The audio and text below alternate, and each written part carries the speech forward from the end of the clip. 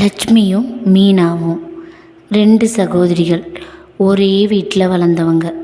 ஆனால் வாழ்க்கை 2ஆகி போச்சு. லட்சுமி பணக்கார வீட்டுக்கு கல்யாணம் பண்ணி போயிட்டாங்க. பெரிய வீடு, காரு, வசதி. ஆனால் அங்கே சந்தோஷம் இல்லை.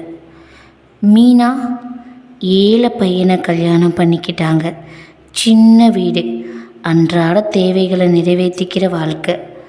ஆனால் அங்கே சந்தோஷம் அளவுக்கு அதிகமாக இருந்துச்சு.